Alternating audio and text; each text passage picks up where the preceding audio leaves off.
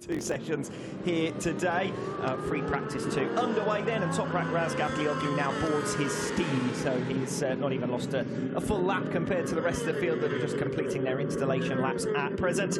Toprak playing for the gallery, still a long way to go this weekend, but he'll be hoping to get the job done here tomorrow morning. Yeah, you can see that for Toprak, even down pit lane at the pit lane speed limit, still quite keen just to make sure he's able to get a little bit of pressure into those tyres and get them up to temperature as quickly as possible. And for the likes of Jonathan Rea, you can see here now in the number 1 Kawasaki, this is a really important session because he lost out in so much running in this morning's session. He was only out on track for 15 minutes, spent the rest of the time in the pit lane. So for Rea, this is very important to be able to get himself up to speed. That's where it'd be really important for him to at least see Alex Lowe's go second fastest. He'll be able to use some of the information from the other side of the pit box. Great statistical comparison between the top 2 in our 2021 World Championship. As I said previously, Toprak Razgatlioglu with a 30-point lead to defend. The two riders equal in terms of podium finishes. Toprak with the edge in terms of race victories. Crucially, his edge has also been over the feature-length races. So a lot of Jonathan Rea's victories have come over the Superpole race on a Sunday morning, and the points that are paid out for that race are not as significant as they are for the feature-length races themselves, which is what gives Razgatlioglu a significant... The big talk over the winter was that Kawasaki lost their testing 500 revs that they were using in the test sessions, and suddenly when we went to the first round, that seemed to put them at a bit of a handicap. And as the season's worn on, you'd certainly look at it and say that the Kawasaki, while in the past was always regarded as the outright package to be on, that may not be the case anymore. The Yamaha clearly has made big steps forward in that regard.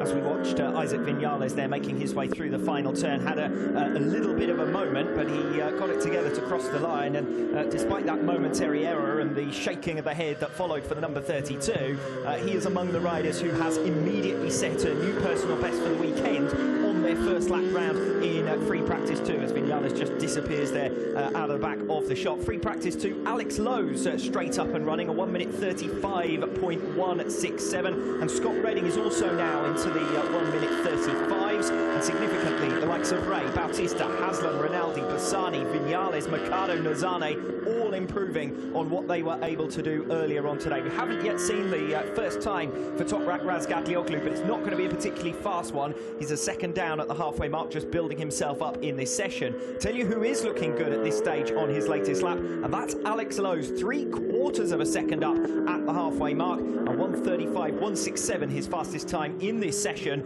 and that should mean, although it won't mean because he's just dropped time through sector 3, but he's very much on the kind of pace to be able to challenge Razgatlioglu's time from FP1. Yeah, it looks like he caught a bit of traffic in the middle of the lap. Taddy Mercado on track alongside him. You can see Mercado now just behind Lowe's, but it does bode well for the Kawasaki rider. He's only 0.2 of a second slower than Toprak's time from this morning, so you'd expect to see Toprak's time eclipsed pretty quickly in this session.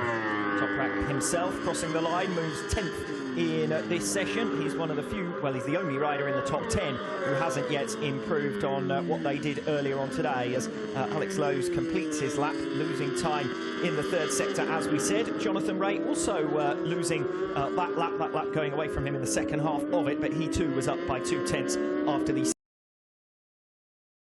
second completed sector, so that would have put him in line to move P2. So a lot of change up in the pecking order in this FP2, as you expected. Yeah, and for Rinaldi, still 0.6 of a second off those times, so a little bit of grind for him to make up. Just seeing Gareth Gerloff had a time deleted. He had moved himself up into the 1 minute 35s. He was up inside the top 4 positions there, but we'll see what Gerloff can do as he progresses through the course of the session. This is pretty much another slow lap from Toprak. You can see there a little bit of traffic as well. He had Alvaro Bautista that he had to come across in the opening couple of sectors there, but for Toprak, we haven't really seen too much at this stage of the session of what his real pace can be.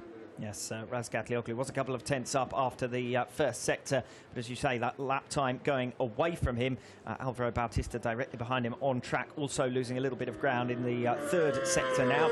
Could be over to Jonathan Rea, perhaps, to be the first rider to better Razgatlioglu's time from FP1, and that will be a much-needed tonic after his running was severely restricted earlier on here today. Just around about half the number of laps that the rider put in, who did the most laps in that session, which was Andrea Andrea Locatelli. The two Hondas just making their way out of the final turn. Leon Haslam and Alvaro Bautista. Bautista who goes second fastest. Then it's going to be over the line for Jonathan Rea. What can he do? He can go P1 in this session, 35.122. So he pips Alex Lowe's his fastest time of the weekend. He's not quite able to get down into the 1 minute 34s like Razgat Lioglu was earlier on here today. So it's Jonathan Rea, the fastest man out there then. And Alex Lowe's in second. Bautista, as I mentioned, going up into those top spots. And then Michael Ruben Rinaldi, Scott Redding, all within a second of one another. So at very least the gap to Razgat Lioglu's time from this morning has been significantly cut.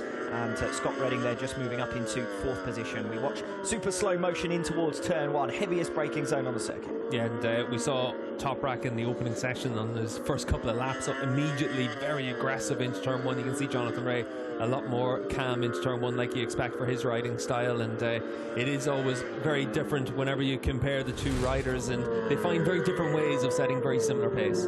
Well, as always, for free practice 2, we have our pit reporter Anthony Nelson on hand.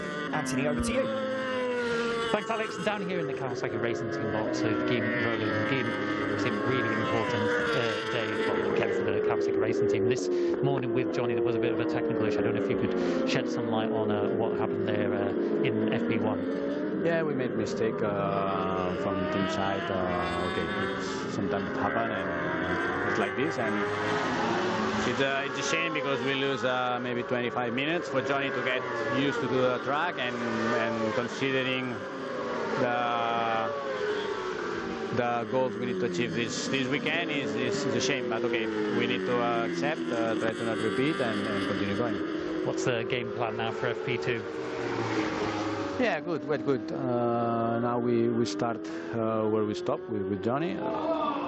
And unfortunately, this is Alex. Okay, Alex made a good job in the FP1, and he's doing a good setup this morning, and now he's trying. So let's see after the FP2 how we can manage. Well, thanks for your time, Gim. Thanks a lot. Well, Gim doing us a bit of a favour there, commentating Alex Lowe's going down, and just on the exit there of the first and second turn. Yeah, it's a little bit dirty offline, speaking to a few riders after FP1. That was one of the comments that they made, and Lowe's a little bit wide through there, and just has that crash. It looks like not too much damage done to the Kawasaki, so he'll come back into the pits and just get that bike checked out and then get himself back out there again.